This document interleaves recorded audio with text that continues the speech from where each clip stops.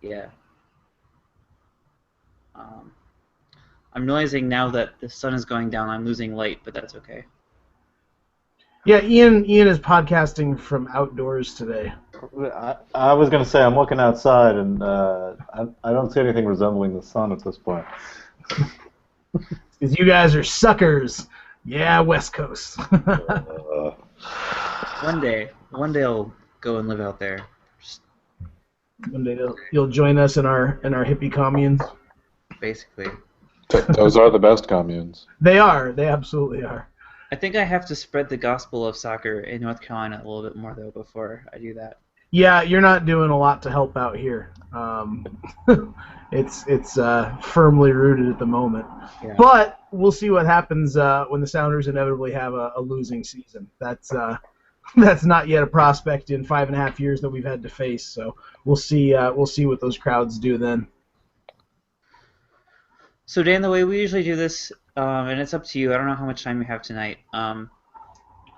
But if you want, you can stay with us for the whole episode, and then that'll usually last an hour. Sometimes it stretches into an hour and a half. These things happen. I think I can probably run till 11. So Okay. we'll take it as it comes. Okay. And then yeah. So we'll just basically run a normal podcast as if you were like part of the normal roundtable gang. I will be a normal person for a change. Do we have something that we need to cover up front since you have limited amount of time? I wasn't part of the planning to get you on, so I don't know if we're covering anything specific or if you're just kind of here. I mean, the only thing I'll mention is part of the reason I offered to come on is I think I listened to an episode 3 weeks ago or something like that, and there was literally no reference to anything happening on the East Coast other than a DC United game. So I wanted to actually make sure that New York gets a little representation. I mean, the David Villa thing happening was good timing for this. But perfect. Okay. Cool. I'm happy to talk. NYCFC, Red Bulls. I was at the U.S. men's game on Sunday. So whatever works. I unfortunately didn't get to watch too many of the MLS games this weekend, so I didn't either. I mean, I watched the goal, the goal of the week stuff and Simon Borg, but that was about it. Cool. Hey, Simon. Oh. Is that like a thing you do out of duty? I feel like it. I actually, when I went to the media availability on Friday, I got to meet him because he was sitting in the row. He was sitting like directly in front of me with Greg. And he was very excited briefly to meet me, and he did not shout or sound like he was at a monster truck rally. So I felt happy knowing that he is actually a normal guy from time to time. Okay. It's actually kind of disappointing, honestly. I liked the pedestal notion of Simon Borg, the shouter talker. Always being like that. He was very like. He doesn't get like monotone or anything. He is excited, but he's not. He's just like normally talking and excited. He's not shouty excited. I don't know. This is way too much discussion about Simon Borg. Let's go ahead and get the intro in so we can include all that and then jump into other stuff. Because I'm sure. Obviously, that game at Red Bull Arena is pretty interesting. Yeah. So. Okay. Well, let's get it started and we'll go from there. All right, welcome to another edition of Slash MLS Podcast. As always, I am Pete, username PunkRockPete. I'm Ian, username Armascarhu. And very special guest joining us today, our MLS's own Remy DWD. Hey guys, how's it going? We're good. It's a nice Minnesota evening. The sun's going down. The amber beer flows. It's a good day. Can't go wrong with that on a Tuesday night. Sounds solid. Before we get too deep into it, Dan, do you want to give us a little bit for the listeners at home who know you from the boards but don't know the whole story? Can you tell me where your name comes from, since your name is not Remy, as I spent so long thinking that it was? Wow, no, that disturbs me. I as a young kid, I had a small comic book fixation, like most young children, and I ended up reading some X-Men comics and like Gambit. So that's where Remy came from, and Wow. DWD just happens to be my initials. Yeah, yeah, So yeah. I just kind of had to slap them together. I'm really glad I asked because I didn't expect that to be the answer, but in my head, when your name was Remy, I assumed you were originally from Louisiana. Like, it was very much an See, X-Men thing see, for me. Yeah. That's excellent, awesome. good. I did not expect you to say I that. I And used to have a lot of people go, "Did you name yourself after the Nazi from Higher Learning?" And I said, "No, that's not my thing." But that was back in the mid '90s. or So the mediocre um, what is the name of that? Not brandy, but the oh, other Remy Martin, the fine champagne cognac. cognac. That's what I was thinking of. Yes. I'm sure those people would love if I hit would hand over my Twitter handle to them, but they have not offered me any money yet because I do just have at Remy on Twitter for my personal account. Oh, well, there you go, Remy Martin. If you're listening, it's for sale. You can't afford it. Well, Dan, we really appreciate you joining us. We can always use a little bit more East Coast influence. When we have a full complement of our 5 podcasters, we actually have 3 teams in the East, but we don't always have everybody, and myself in Seattle and Josh in Portland can sometimes dominate the conversation and spin it towards the West Coast. So we're glad to have you, and I don't know, let's jump right into it. Anything Sure. you guys want to talk about? Let's start with MLS, and we can move to the Nats a little bit later. But any big games you want to start off with? Well, it's weird, obviously, because the national team call-ups are happening, and RSL's like 3 different teams are starting like their 5th and 6th center backs, Right.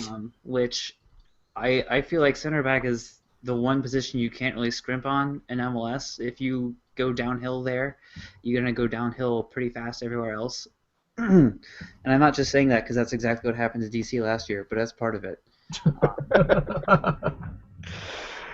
I think DC scrimped everywhere last year, but yeah, I mean, you look at RSL, you look at Sporting Kansas City, who's clearly been struggling this year, or over the last couple of weeks, not this year. Mm-hmm. You know, and the Red Bulls too. A suspect defense does you no favors over this long season, and certainly some of these results this week, and the Portland result too, against Vancouver. Lots of confusing defensive moves. So tell me about the game against New York. I watched the first half of that game, or not New York, against Kansas City. Mm-hmm. Midweek. I watched the first half of that game. You were probably, I don't know if you were there or somewhere nearby. Well, so that was on the road for us. So thankfully, I was not in Kansas City for that. I actually, that was the same night as the Azerbaijan game, and it was that brilliant Tuesday night doubleheader that I guess ESPN decided to do. And knowing that I could only realistically watch so much soccer in a week, I made the judgment call that I was going to watch the Azerbaijan game and actually skip the Red Bulls game because I had just seen the Portland loss from Saturday. I didn't feel the need to necessarily throw that into my field of vision and feel the pain. And so I was just following the game on Twitter, and in the first half, clearly I made the right call. Mm-hmm. The team got battered for the first 15 minutes. Probably should have been down 4-0. Somehow only came down 1-0. And then, the story with the Red Bulls this year is they can't put together 90 minutes properly. And so they bombed out the first 35 or so, and then slowly started turning around, and Sporting let them back in the game. And in the second half, apparently they just dominated it and probably should have won, from what I'm hearing. And so it's frustrating to watch this year when you know you're going to have that bad half somewhere, you're going to have a good half, and you hope that the defensive mistakes just are either blown chances or good saves from Robles or something else. It's been a little tough to watch this year, especially after how well they did last year. Is there a fear of missing the playoffs? I think it's starting to materialize a little bit. I think if you talk to most of the Red Bulls fan base, there's always a fear that the team is going to be the worst team ever, because it's just a naturally pessimistic bunch. I think there's a sizable chance they might this year, only not because they're necessarily going to do terribly, but because the East has gotten so much better. You've got New England really fighting for it. You've got DC recovering from what was a terrible year. Columbus is sort of sticking in there. Sporting is still reasonably good. Toronto's on the ascension. You've got 5 teams right there. Never mind Chicago. Never mind Houston. Maybe Philly will turn it around at some point. So I think that if they keep letting results slip into, say, the end of July, there's a very real chance that they could be on the outside looking in, as we all like to say. Are you higher on Philly than Houston then? No, I'm totally down on Philly. Yeah. I think John Hackworth is one of the worst managers I've ever seen. And to be fair, my experience with MLS managers is relatively limited. You would know. You would know. Well, I've seen Hackworth speak after some of the games at Red Bull Arena, and he's just doesn't fill me with any confidence, even as somebody trying to look at it impartially. And yeah, certainly New York has had its fair share of terrible coaches over the years, but no, Philly looked great on paper, and then just they can't get it together this year. I like that at no point in the last 2 minutes did Montreal get mentioned, because there's just no chance. Well, because we just there's pretend just there's not 18 going to be teams. recovered. Yeah, there's 18 teams, and they don't exist. I mean, the way I feel about Montreal, and I told you guys in the email this last week, is they're high variance. They'll have a couple of weird results just because they have 3 or 4 really good attacking players in Justin Mapp and DeVio and Jack Mack. But they don't really have anything else, and so they'll lose most of their games, and they won't make the playoffs. But there's going to be a result every month or so where we're going to look and be like, how the hell did that happen? Who had to lose to Montreal this month? Yeah, and it was New England this weekend. I don't think anybody would have put money down on Montreal beating New England, but No. Here we are. Blanks them 2-0. It's a weird year because a lot of the players and coaches like to say any MLS team can beat any other MLS team, and we've got this great parity. And even with as our friends at Offside Rules Radio like to say, the Liberace money teams, the Seattle, Toronto, New York, LA. It really is true. Any team can just fall into this void for a week and get battered by some team they absolutely shouldn't, which is fun to watch from time to time, but deeply frustrating that you can't. We keep having all these threads on the sub about I'm new to MLS, help me pick a team, and it's like, no, they're all the same.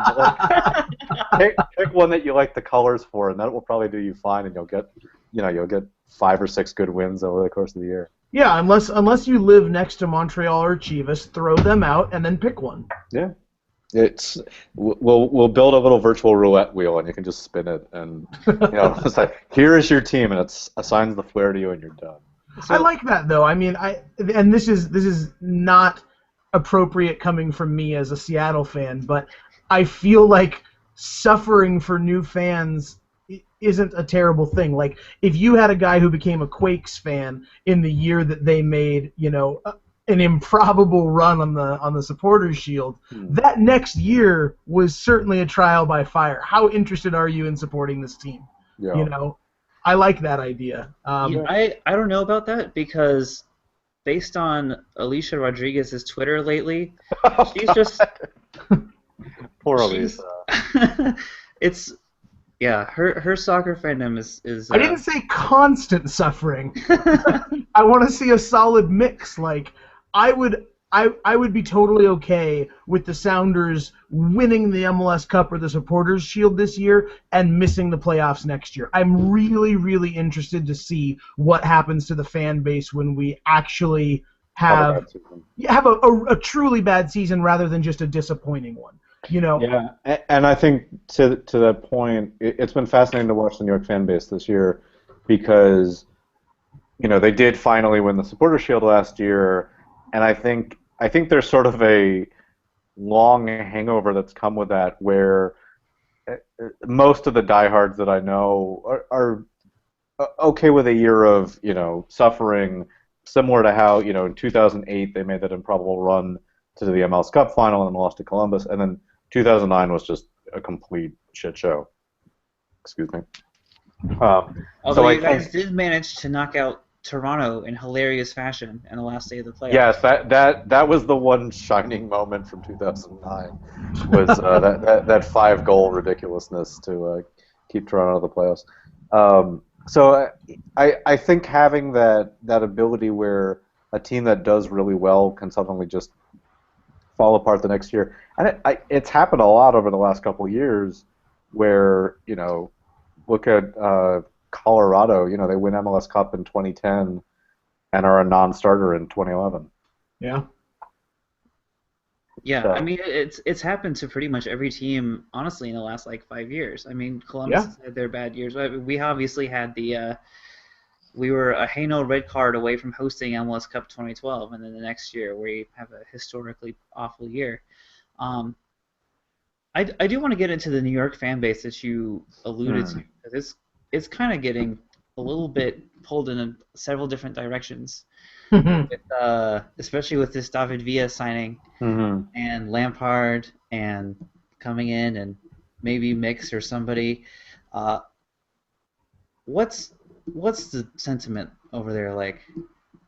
Well, it's a little tough for me to judge for real because the city is huge, and there's no way to easily get a feel for everybody at once, right?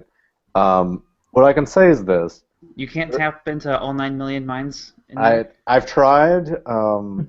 Cerebro style.